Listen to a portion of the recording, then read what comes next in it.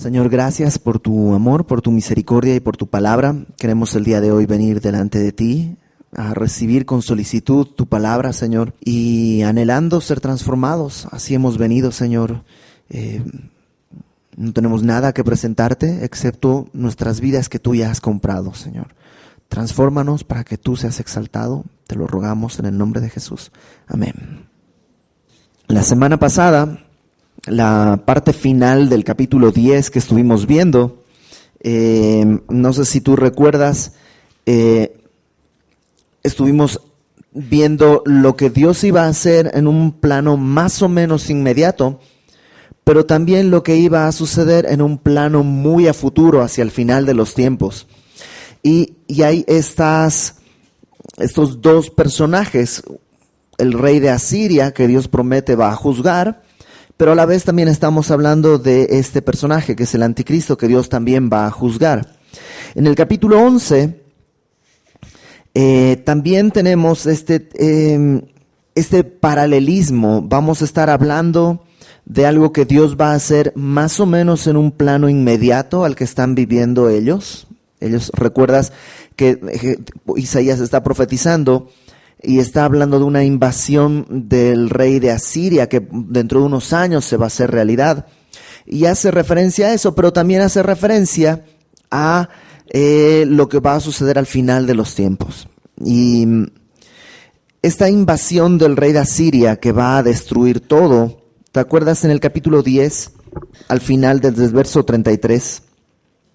Dijimos que esta porción podía aplicarse al rey de Asiria, pero también podía aplicarse a Jerusalén. Déjame leerte, dice: He aquí el Señor, Jehová de los ejércitos, 10:33, desgajará el ramaje con violencia, y los árboles de gran altura serán cortados, y los altos serán humillados, y cortará con hierro la espesura del bosque, y el Líbano caerá con estruendo. Este juicio de Dios está hablando que va a cortar árboles, y podría hacer referencia al ejército asirio. Pero si lo pones en el contexto del capítulo 11 que viene después, tal vez está haciendo referencia más bien al pueblo de Israel, porque el pueblo de Israel también va a ser juzgado. Dios, ya hemos leído cómo Dios los ha llamado al arrepentimiento, pero han sido rebeldes y va a venir este juicio en que al final de cuentas, Babilonia va a llegar y va a acabar con Israel, va a destruir el templo, va a destruir la ciudad, y el pueblo entero va a ser llevado fuera. Y en el capítulo 11, el versículo 1 dice: saldrá una vara del tronco de Isaí. Y por eso creo que la parte final del capítulo 10 tiene que ver con Israel, porque dice, sí, todo va a ser devastado, todos los árboles van a ser talados, pero de uno de esos troncos va a salir una vara, un vástago retoñará de sus raíces. O sea, hay una promesa de esperanza.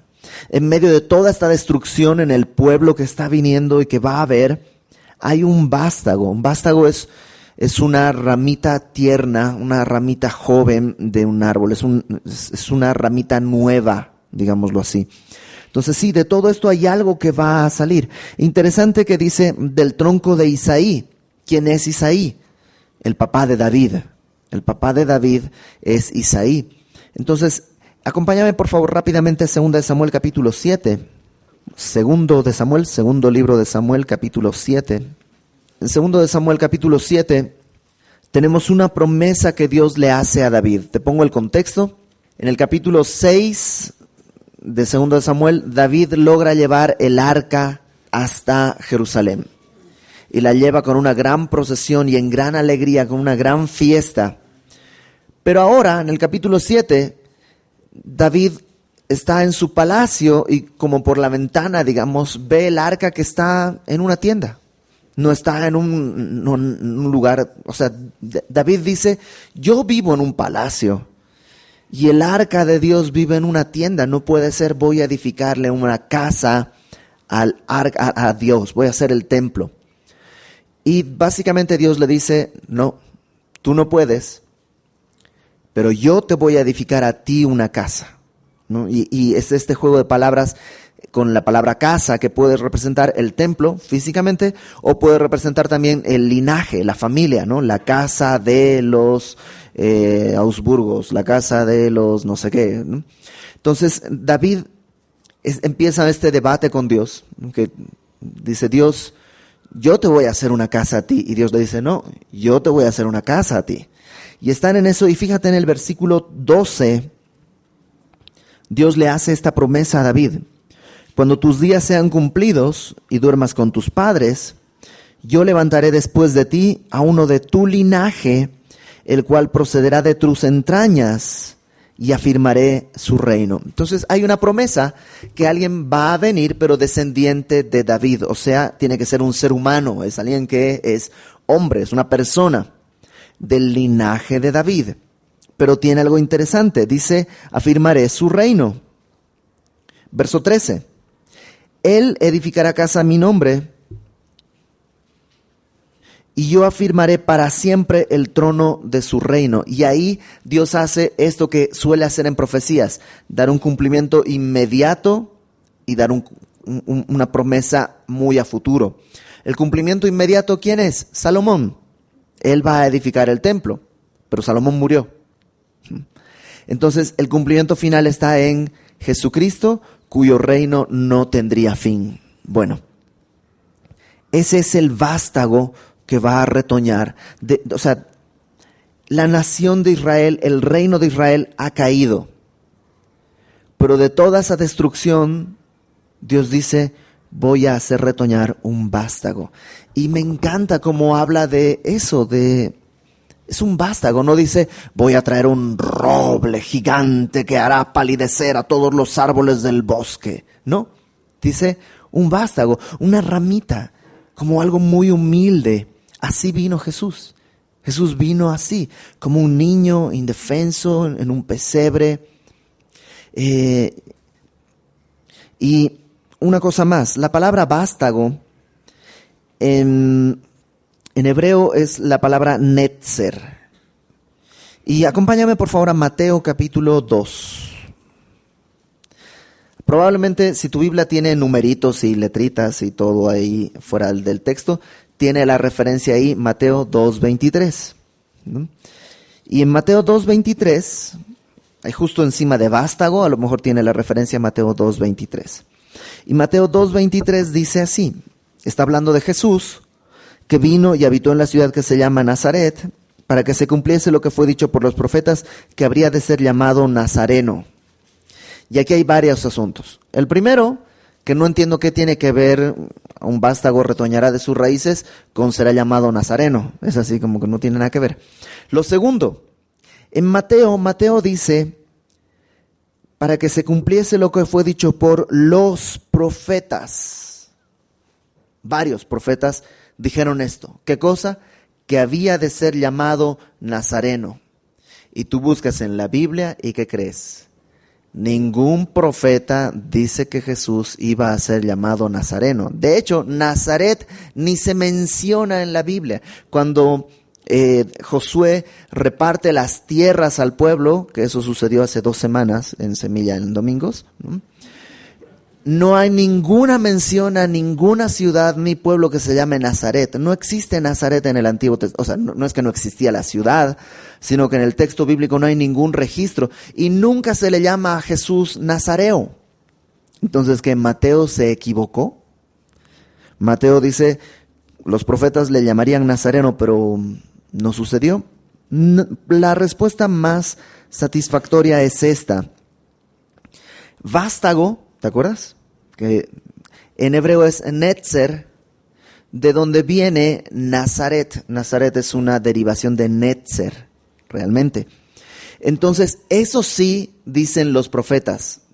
Jesús, poniéndolo en un término más sencillo, digamos, al decirle Nazareo, la intención de Mateo no es que le digan que viene de Nazaret solamente, sino que es el vástago del que se había profetizado. Y eso sí, está profetizado en Jeremías, en Zacarías, en Isaías, donde lo acabamos de leer. Ahí sí está profetizado. Entonces, claramente estamos hablando de Jesucristo cuando hablamos de este vástago que retoñará de sus raíces.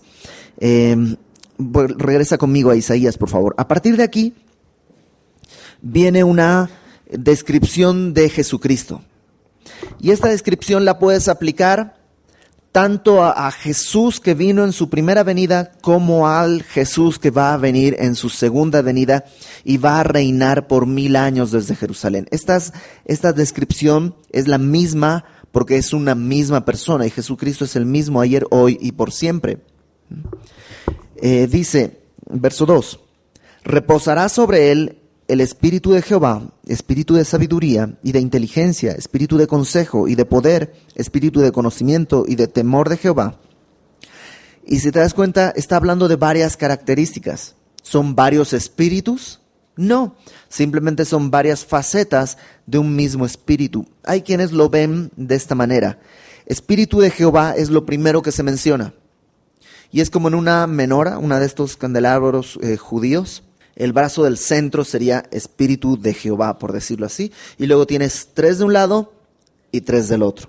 Y los otros 3 serían Espíritu de consejería, de inteligencia y de consejo. Y el otro de poder, conocimiento y de temor de Jehová. Y ahí tendrías simbólicamente hablando esto, ¿no? Y Jesús viene diciendo yo soy la luz del mundo, lo cual otra vez es como una afirmación de eso. Él es la luz, el candelero, Él es todo esto. Ahora, déjame ir paso a paso. ¿A qué se refiere cuando dice reposará sobre él el espíritu de Jehová? Bueno, lo primero que notamos es que ahí está implícita la Trinidad. Porque estábamos hablando de Jesús, el vástago, ¿no es verdad? Sobre él reposará el espíritu, que es la segunda persona de la Trinidad, digámoslo así, en este momento. Y está hablando de Jehová, que es la tercera persona de la Trinidad. ¿Qué es lo que está diciendo? Jesús, cuando vino al mundo, dice Filipenses capítulo 2, que puedes leer en tu casa, en esta porción que tradicionalmente se llama la kenosis, ¿no? Cuando Jesús dice que se despojó, no estimó el ser igual a Dios como cosa que aferrarse, sino que se despojó. No es que dejó de ser Dios, porque eso es una cuestión de naturaleza, no puede dejar de ser Dios, pero sí renuncia a todos los privilegios, a todos los, digamos, poderes que le podría dar su omnipotencia. Y cuando viene a la tierra, viene a caminar como un ser humano, como una persona cualquiera, como cualquiera de nosotros. Y entonces, ¿cómo él podía hacer milagros? ¿Cómo él podía hacer tantas cosas? Porque sobre él estaba el Espíritu de Jehová. Es decir, él ya era Dios desde el principio. El Espíritu Santo ya estaba en él desde el principio. Pero tú recuerdas cuando llega con Juan el Bautista y lo bautizan, el Espíritu Santo desciende sobre él como en una forma de paloma, ¿no? Y es esto, está hablando de esta descripción. Jesucristo va a ser lleno del Espíritu Santo. Número 2 dice que tendrá sabiduría, un espíritu de sabiduría. Y la sabiduría, una buena definición, es decir o hacer lo correcto en el momento adecuado. Decir o hacer lo correcto en el momento adecuado. Esa es una persona sabia. No tiene que ver con conocimiento. Hay personas que pueden conocer mucho, pero que no hacen lo correcto en el momento adecuado. No, la sabiduría es algo más profundo. Es esto, tiene que ver con oportunidad, tiene que ver con la capacidad de hacer esto. Y él fue siempre sabio. Él tenía los tiempos perfectos, él decía las palabras exactas, él tenía espíritu de sabiduría. Además dice de inteligencia. Y la palabra inteligencia más bien tiene que ver con comprensión. O sea, él, podríamos decirlo así, era suficientemente inteligente como para comprenderte.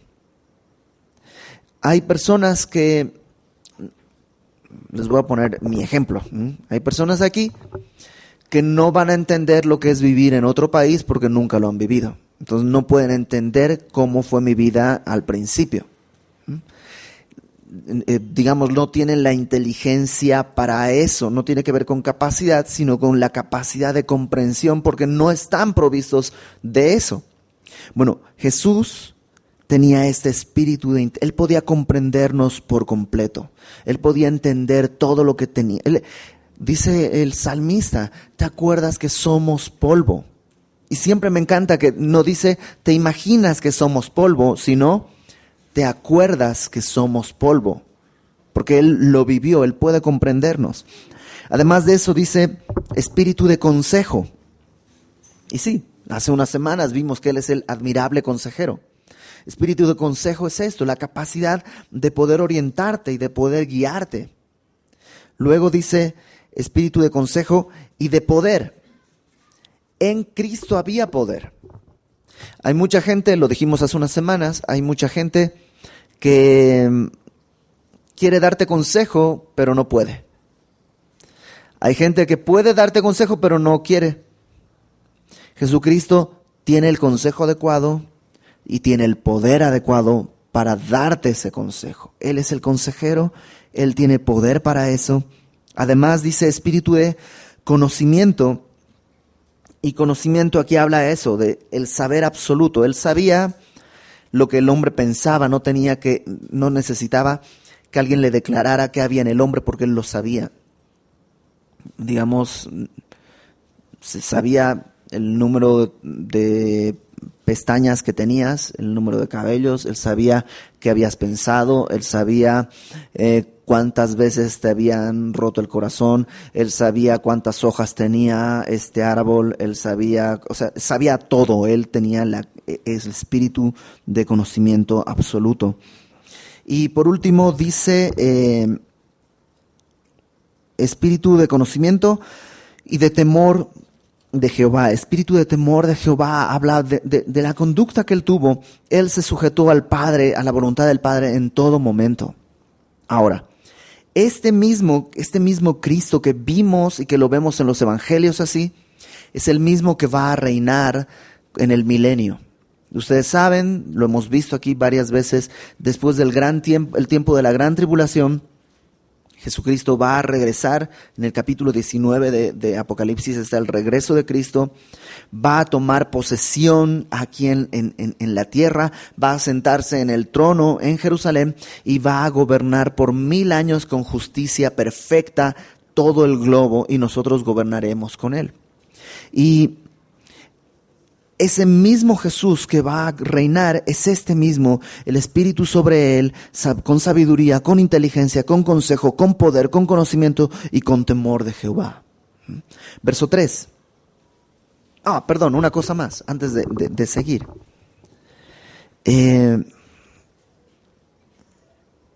Cuando el Espíritu Santo viene sobre nosotros, simples mortales, seres humanos, también produce en nosotros esto. O sea, cuando alguien es lleno del Espíritu Santo, no es algo, digamos, de espectáculo, de, miren, está lleno del Espíritu Santo, está ladrando, está haciendo como gallinas, está tirando al piso, está vomitando. O sea, Jesucristo era lleno del Espíritu Santo y no hacía nada de esas cosas. Cuando el Espíritu Santo viene sobre alguien, sucede esto. O sea, de pronto eres sabio. Tomas decisiones adecuadas. Y no tiene que ver con nivel académico, si tienes doctorados o solo fuiste a la primaria o no fuiste ni a la primaria. No tiene que ver con eso, tiene que ver con el Espíritu actuando en ti. Inteligencia, ¿no? O sea, eres capaz de comprender el dolor del otro, de entender el dolor del otro, aunque nunca hayas vivido algo así. Espíritu de consejo, puedes aconsejar, no según tu experiencia o tu conocimiento, según el consejo de Dios. De poder, la capacidad de vivir para esto. El conocimiento dice que el Espíritu tomará de lo mío, dice Jesús, y os lo hará saber. En Jesús están todos los tesoros de la sabiduría. Y cuando, ¿nunca te ha pasado que estás platicando con alguien y empiezas a contestarle con versículos que tú dices, ese no, ni sabía que me lo sabía, ¿no? Y de pronto vienen versículos, ¿y qué crees que es? ¿Capacidad? ¿No? ¿Pediashur o alguna de esas cosas? No, o sea, no es un cambio de alimentación, ¿no? Nesquik en la mañana. es el Espíritu Santo que nos recuerda las cosas que el Señor ha dicho. Y sobre todo, alguien que tiene la llenura del Espíritu Santo, vive en el temor de Jehová. Y el temor de Jehová es esta conciencia de la presencia de Dios en todo momento. Eso es temor de Jehová. ¿Por qué no me enojo a gritos con mi esposa? Porque sé que el Señor está ahí. Temo al Señor, mis pensamientos, mis sentimientos, mi corazón es engañoso, pero la presencia de Jehová está ahí. Y temer la presencia de Jehová me lleva a caminar en santidad. El temor de Jehová es el principio de la sabiduría. Ok, verso 3. Dice, y le hará entender, diligente en el temor de Jehová. Algunas versiones traducen esto, el deleite se deleitará en el temor de Jehová. Y tiene más sentido, o sea, se deleitará en el temor de Jehová. Y ese deleite, fíjate, lo llevará a vivir, fíjate cómo, no juzgará según la vista de sus ojos, ni arguirá por lo que oigan sus oídos, sino que juzgará con justicia a los pobres, y arguirá con equidad por los mansos de la tierra, y herirá la tierra con la vara de su boca, y con el espíritu de sus labios matará al impío. Y sí, esta parte no la llevó a cabo en su primera venida. Sí, Jesús no juzgaba según sus ojos o según sus oídos, Él juzgaba según un conocimiento perfecto del corazón de todos. Pero en el milenio, esto se va a transformar en un juicio real. Es decir, estamos hablando de un rey gobernando la humanidad y no habrá forma de mentirle, no habrá forma de decir, no es lo que quise decir, porque Él no juzga según lo que oye, sino con juicio justo. Dice ahí, con justicia. Y fíjate, a los pobres y arguirá con equidad por los mansos. El día de hoy, a los pobres y a los mansos son los que la justicia no respeta, ¿no? Dicen por ahí que la justicia es como el día de hoy es como la telaraña, ¿no? Que solo agarra a los más pequeños, ¿no? Un mosquito, pero un animal más grande puede romper con eso sin ningún problema. Y sí, a lo mejor el día de hoy la justicia funciona así, pero hay un momento en la historia en el que Cristo va a reinar y eso va a cambiar. Él va a juzgar con justicia a los pobres y arguirá con equidad por los mansos de la tierra. Y dice, y herirá la tierra con la vara de su boca, que evidentemente está hablando de su palabra. O sea, esto es lo que va a determinar lo bueno y lo malo. El día de hoy, cada quien decide qué es bueno y cada quien decide qué es malo. Ya lo platicamos hace unas semanas. Yo creo en Dios a mi manera. Entonces tú decides cómo es Dios. Pues básicamente sí. Entonces yo soy Dios, ¿no? Y acá dice, no, con la vara de su boca, con lo que Él ha hablado, con eso se va a juzgar. Y con el espíritu de sus labios matará al impío. Y esa puede ser una referencia a 2 de Tesalonicenses, que dice que con su venida, Jesucristo con su resplandor va a destruir al anticristo. Verso 5 dice, y será la justicia cinto de sus lomos y la fidelidad ceñidor de su cintura. Esa va a ser la naturaleza del reino. O sea, Él va a estar ceñido con justicia y Él va a ser fiel. Su reino va a ser así. Qué distinto a cómo son los gobernantes el día de hoy y cómo va a ser el gobierno del anticristo. Injusto e infiel. Cristo es completamente distinto. Ahora, no solo es su naturaleza en su reino, sino que además eso va a afectar todo alrededor. Fíjate el versículo 6, dice, morará el lobo con el cordero, y el leopardo con el cabrito se acostará. El becerro y el león y la bestia doméstica andarán juntos, y un niño los pastoreará. Y otra vez, ya lo hemos dicho antes, ¿no? Esto del cordero y el león están juntos solamente en las canciones. En la Biblia es el lobo con el cordero, el leopardo con el cabrito y el becerro con el león. Y hay dos formas de entender esto. Y tú ora y decide cuál de las dos quieres tomar. Hay algunos que entienden de esto como algo literal. O sea, literalmente hay un cambio en la naturaleza.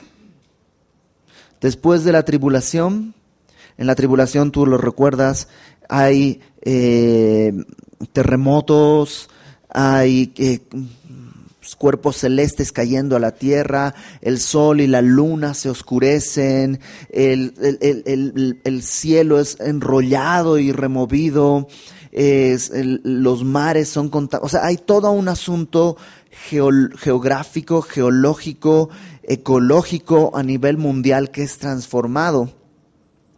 Y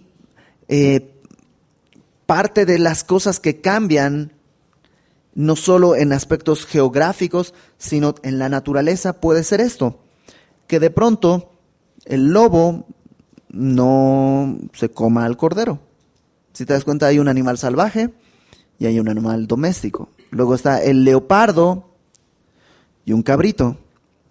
Y el becerro, o un toro chiquitito, y el león y la bestia doméstica andarán juntos. Y además, ¿qué crees? Un niño los pastoreará, ¿no? Es así como que, Juanito, a ver, ve y saca al león con los corderos, vayan a que coman y luego los regresas, ¿no? Es como que estás hablando de un cambio completo en toda la naturaleza, en todo lo que tú y yo entendemos. Alguien dice por ahí, es como el sueño hecho realidad, porque los seres humanos desde niños tenemos esta pasión por los ositos, ¿no? Ese osito de peluche, y que ojalá sea cierto y no sé qué. Bueno, en algún momento va a poder ser real. Dice el verso 7, la vaca y la osa pasarán, sus crías se echarán juntas, ¿no? Y el león como el buey comerá paja. Entonces ahí está la razón de por qué pueden convivir, porque todos los animales ahora, bueno, en ese tiempo van a ser herbívoros, ¿no? Van a comer pasto, van a comer no van a comer carne, por eso no se van a matar unos a otros.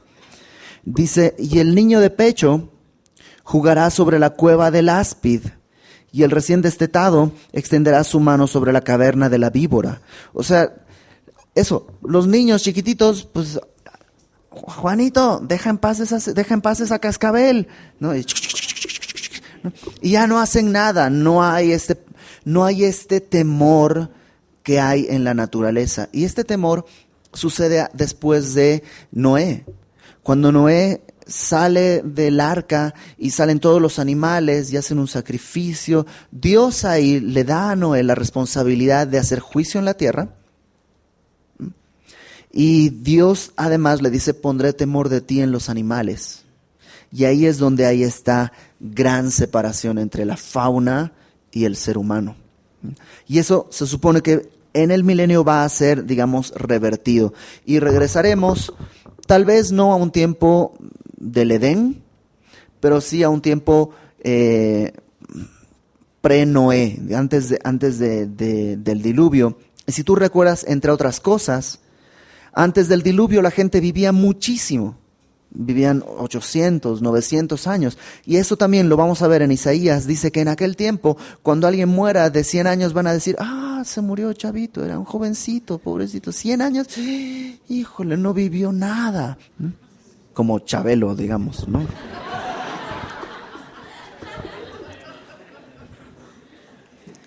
Verso 9, dice, no harán mal ni dañarán en todo mi santo monte, porque la tierra será llena del conocimiento de Jehová, como las aguas cubren el mar.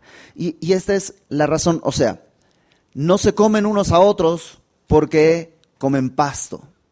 ¿Pero por qué comen pasto? Porque toda la tierra está llena del conocimiento de Jehová. O sea, ya no existe esto que el día de hoy es tan común de vivir ausentes de la vida de Dios. O sea, no considerando a Dios en ningún momento. Ahora Dios es toda la tierra, y me encanta cómo pone, dice, como las aguas cubren el mar.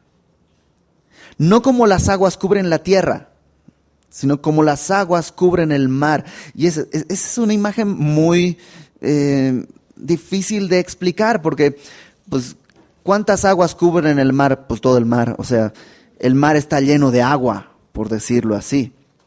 Así de profundo va a ser el conocimiento de Jehová, el conocerle a Dios en ese tiempo.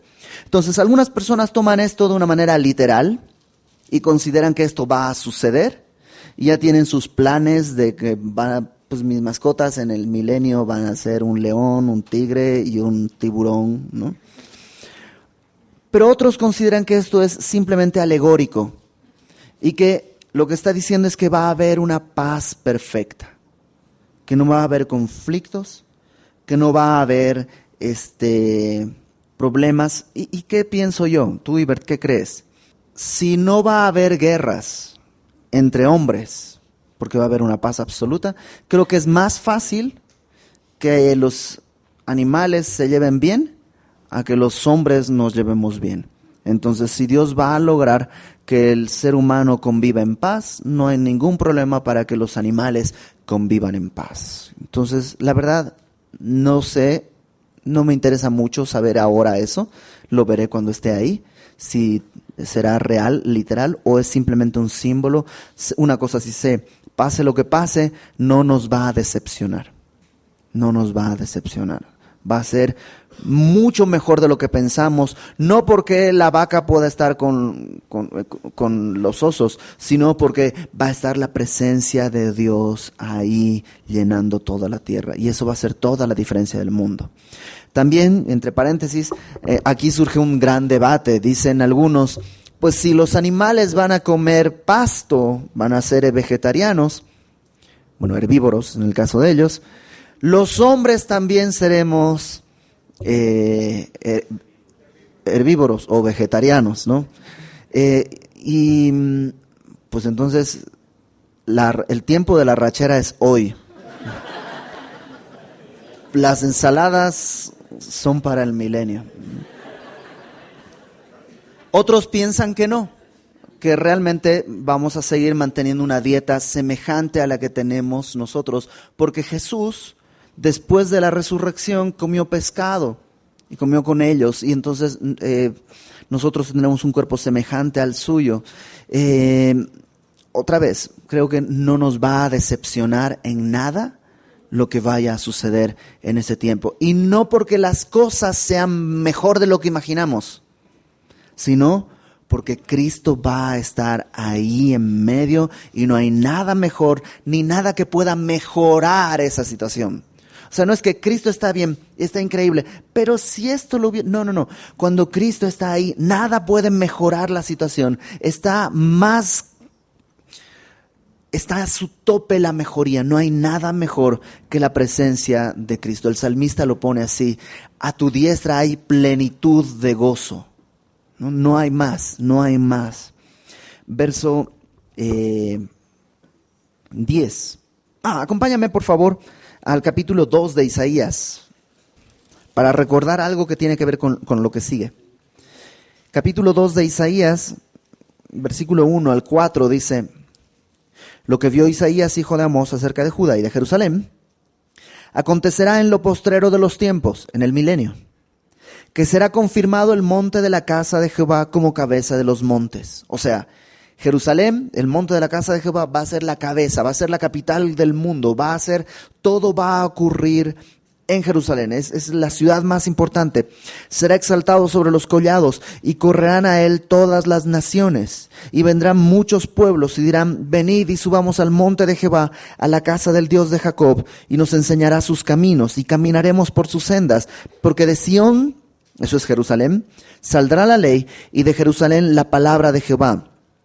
Y juzgará entre las naciones, y reprenderá a muchos pueblos, y volverán sus espadas en rejas de arado, y sus lanzas en hoces. No alzará espada nación contra nación, ni se adiestrará más para la guerra. Regresa conmigo a Isaías 11. ¿Te acuerdas de esa escena? Jerusalén es lo más importante, porque está Cristo ahí, y todos, de todas las naciones, corran a él a escucharle, a escuchar un sermón del Señor Jesús. Bueno, verso 10 dice: acontecerá que en aquel tiempo, que la raíz de Isaí, o sea, Jesús, la cual estará puesta por pendón a los pueblos. Pendón es una bandera, es un estandarte. Jesús estará como estandarte, será buscada por las gentes y su habitación será gloriosa. Lo que acabamos de leer es exactamente lo mismo. Verso 11. Acontecerá en aquel tiempo que Jehová alzará otra vez su mano para recobrar el remanente de su pueblo, que aún quede en Asiria, Egipto, Patros, Etiopía, Elam, Sinar y Hamat y en las costas del mar. O sea, Jesús lo que está diciendo es que Dios va a alzar su mano y va a hacer regresar a su pueblo desde Asiria, Egipto, Patros, Etiopía, Elam, Sinar y Hamat. Y básicamente está haciendo como de todos lados, de Jerusalén está acá y está señalando todas las direcciones. De todos lados regresarán los judíos a su tierra. Incluso dice en las costas del mar. Y algunos piensan que en eso, en las costas del mar, está hablando de el resto de las naciones, más allá del mar Mediterráneo. Europa, América, de todos lados regresarán a Jerusalén. Y esta es una profecía. Y es curioso porque en aquella época no se pensaba que el pueblo iba a ser dispersado por toda la tierra. Nadie lo podía imaginar, pero está profetizado. Y está marcado que de toda la tierra van a regresar a su tierra, porque esa es la verdad. El día de hoy hay todo un debate, la tierra es de los palestinos, que es de aquí. La verdad es que la tierra es de Jesucristo, la tierra es del Señor. Y el Señor ha decidido darle esa porción de tierra a su pueblo. Y van a regresar. Ayer, 27 de enero, se conmemoraba el día del Holocausto, ¿no? 6 millones de judíos muertos. Y no estamos hablando de la Edad Media, no. Hace pocos años, me parece como 70 años. Y después de la Segunda Guerra Mundial, después del Holocausto, se le otorga a Israel un pedazo de tierra. Y en 1948 regresa la nación de Israel a existir y se cumple parcialmente esta profecía. Y de muchos lugares van a Israel, pero se va a cumplir en su totalidad un día. Y fíjate lo que va a suceder además. Verso 12. Levantará pendón a las naciones y juntará a los desterrados de Israel y reunirá a los esparcidos de Judá de los 4 confines de la tierra. Y se disipará la envidia de Efraín y los enemigos de Judá serán destruidos. Efraín es la forma de referirse al reino del norte. ¿Te acuerdas que había 2 reinos? El reino del norte, que es Efraín, el reino del sur, que se le llama reino de Judá o Jerusalén, ¿no? Y dice que no va a haber problemas entre Judá y Efraín. Efraín no tendrá envidia de Judá, ni Judá afligirá a Efraín. O sea, la nación entera va a ser restaurada. Verso 14, sino que volarán sobre los hombros de los filisteos al occidente y saquearán también a los de oriente. Edom y Moab les servirán y los hijos de Amón los obedecerán. Y básicamente pone, los que han sido los enemigos tradicionales de Israel van a ser juzgados. Van a ser juzgados. La guerra en Medio Oriente ya tiene definido cuál es el juicio. Ya está definido qué es lo que va a suceder. Es cuestión de tiempo. Es cuestión de tiempo. Verso 15.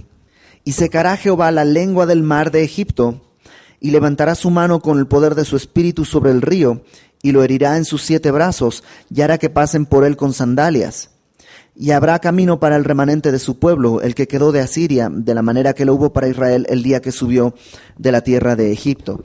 Lo que está diciendo es que, así como en el Éxodo secó el mar rojo para que pasaran en seco, así va a secar también todos los caminos necesarios para que sus hijos, su pueblo, regrese de todas partes.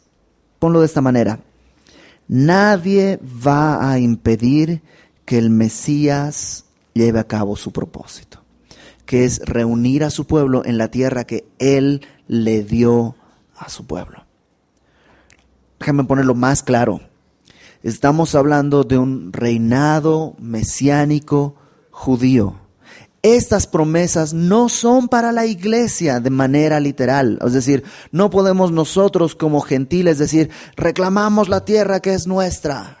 Como sucedió por muchos años con las cruzadas tratando de ir a tomar Tierra Santa, reclamándola para nosotros. No es para nosotros, es para el pueblo de Israel. Y el pueblo de Israel va a gobernar en todo el mundo, desde Jerusalén, con Jesucristo a la cabeza, sentado en el templo. Ok.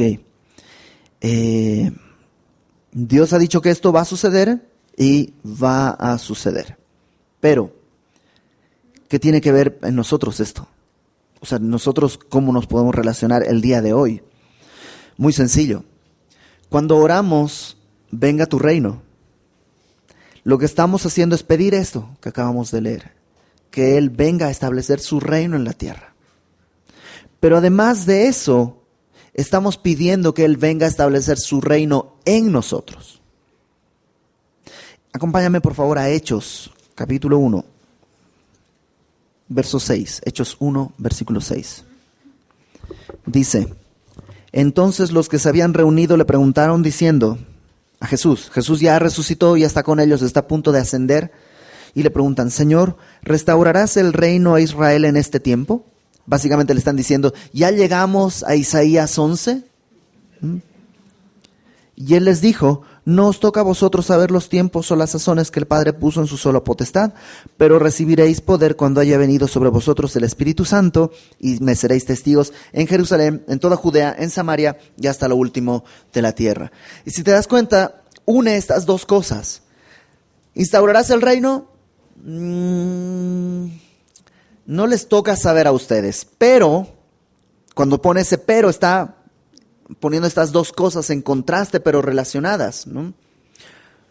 No te puedo dar esto, pero a cambio de esto recibirás poder cuando venga el Espíritu Santo sobre ustedes. ¿Poder para qué? Dice, me seréis testigos en Jerusalén, Judea, Samaria y hasta lo último de la tierra. O sea, puede que Pedro no vio el reino de Dios, pero vivió con el reino de Dios en él. Puede que tú y yo no lleguemos a ver el reino de Dios instaurado. Seguramente no. Si el Señor viene el día de hoy por su iglesia, seremos arrebatados con Él. Pero mientras llega ese momento, déjame ponerlo así, tal vez no podemos entrar al reino en este momento, pero el reino puede entrar en nosotros. ¿Cuándo? Cuando el Espíritu Santo nos llena. Y podemos entonces vivir con sabiduría, inteligencia, consejo, poder, conocimiento, con temor de Jehová. Podremos vivir en paz y seguridad, aunque estemos viviendo en el DF, donde suele no haber paz y suele no haber mucha seguridad. Y esto es algo que podemos hacerlo con una sola cosa: orar. Porque Jesucristo dijo, si ustedes que son malos saben dar buenas dádivas a sus hijos, ¿quién padre que su hijo le pide una piedra, un pan y le va a dar una piedra? ¿O un pescado y le va a dar una serpiente? No. ¿Cuánto más el Padre que está en el cielo no le va a dar el Espíritu Santo a quien se lo pida? Entonces, ¿tú quisieras ver esto? O sea, a lo mejor no podemos ver a la vaca paseando con las osas, pero suena chusco, pero sí es cierto. O sea, estaría padre ver a los pumas y las águilas y las chivas conviviendo, ¿no? Poder ver a personas de distintos partidos políticos entendiendo que sobre nosotros gobierna alguien con mayor autoridad. Podemos tener muchas diferencias, podemos tener muchas cosas en las que somos distintos, pero cuando estamos en Cristo podemos vivir en paz. Podemos vivir en paz. No importa nuestra raza, no nuestra clase social, nuestro nivel socioeconómico, académico. Solo importa una cosa: somos pecadores redimidos por un Salvador. Vamos a orar. Señor, gracias porque en ti tenemos esta esperanza y es nuestro anhelo que venga tu reino, Señor. Pero no nos serviría de nada que tu reino viniera a la tierra si primero no estamos nosotros habitados por ti. Señor, no tendría sentido que nosotros entremos en tu reino si tu reino no ha entrado en nosotros. Y conoces que hemos actuado con poca sabiduría, con necedad, sin inteligencia. Conoces que muchas veces hemos vivido y tomado decisiones sin temor de tu nombre, como si tú durmieras o te distrajeras, como si no te enteraras de lo que hacemos o pensamos o decimos. El día de hoy, Señor, te rogamos que tu Espíritu Santo venga sobre nosotros. Y te lo pedimos porque tú nos dijiste que así hay que hacer. Te lo pedimos, Señor, con fe, creyéndote, creyendo que lo podemos recibir. Danos de tu Espíritu, Señor. Bautízanos en tu Espíritu. Llénanos con tu Espíritu. Y en fe lo creemos y lo recibimos. Y creemos que sí, nuestras vidas pueden ser distintas. Podemos vivir en temor de tu nombre. Gracias por la esperanza firme que tenemos en ti. Gracias por tu misericordia. Establece tu reino en nosotros, Padre. Te lo pedimos en el nombre de Jesús. Amén.